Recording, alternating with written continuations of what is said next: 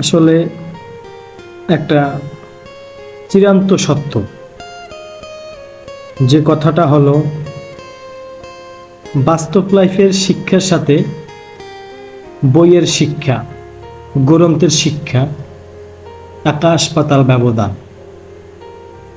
যদি বইয়ের শিক্ষা, গ্রন্থের শিক্ষা বাস্তব লাইফে মানুষ প্রয়োগ করত, মানে ব্যবহার করত, তাহলে আমি মনে করি কোনো সমস্যা থাকতো না। কারণ পৃথিবীর সর্বশ্রেষ্ঠ গ্রন্থ হচ্ছে কি? আল কোরআন। তাহলে ওই আল কোরআন অনুযায়ী যদি মানুষ বাস্তব লাইফে প্রয়োগ করত, যে আল কোরআনের যে শিক্ষা দেওয়া আছে ওই শিক্ষা যদি মানুষ বাস্তব লাইফে প্রয়োগ করত, তাহলে কোনো ধরনেরই সমস্যা থাকতো না। আমি না যখন বাস্তব লাইফে পা রাখলাম, তখন আমি দেখলাম যে আয় হায়, বই গ্রন্থের যে শিক্ষা সারা জীবন 10-12 বছর পড়ে আসছি, এর সাথে তো বাস্তব লাইফের শিক্ষার কোনো মিল নাই। আমরা বইতে পড়ছি কি যে এই জিনিসটা এরকম ওরকম হয়, ঠিক আছে, কিন্তু বাস্তব লাইফে এসে দেখি তো সব উল্টা। এর জন্য বাস্তব লাইফের শিক্ষাটা খুবই জরুরি, ঠিক আছে।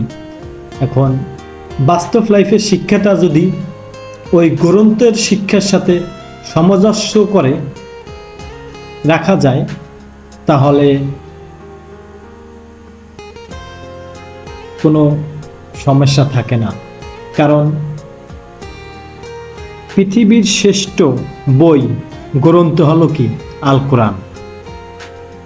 আর ওই আল কোরআন অনুযায়ী যদি তুমি বাস্তব লাইফে প্রয়োগ করো, তাহলে ইনশাআল্লাহ তোমার যে কোনো সমাধান তুমি ওই গ্রন্থের মাধ্যমেই করতে পারবা।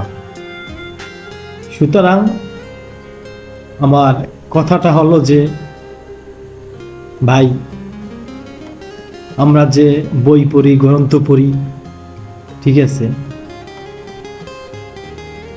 এই যে শিক্ষাটা অর্জন করি, ওই শিক্ষাটা তো আমরা বাস্তব লাইফে কাজে খাটাই না। এর জন্যই আমাদের আজ এই অবনতি, ঠিক আছে।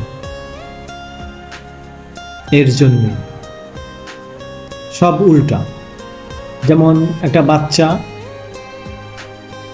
ছোটবেলা থেকে সে বইয়ের পড়া বড় হয়েছে, মেট্রিক পরীক্ষা দিয়েছে, ইন্টার পরীক্ষা দিয়েছে। যারা মাদ্রাসায় আছে তারা আল কোরআন তো ভালোভাবে পড়ছে, যারা জেনারেল লাইনে পড়ছে তারাও পড়ছে, কারণ তাদেরও একটা সাইট ছিল, ইসলাম শিক্ষা নামক একটা চ্যাপ্টার ছিল, বই ছিল, সেখান থেকেও তারা কিছু জ্ঞান অর্জন করছে। কিন্তু ওই ছেলেটা যখন জেনারেল লাইন মাদ্রাসা থেকে বের হয়ে আসবে বাস্তব লাইফে, কারণ বাস্তব লাইফে সবারই একদিন না একদিন আসতে হবে, কারণ কর্মের জন্য, ঠিক আছে। তখন সে আইসা দেখবে যে আয় হায়, আমি সারা জীবন কি পড়লাম আর বাস্তব লাইফে আইসা কি দেখি। এর জন্য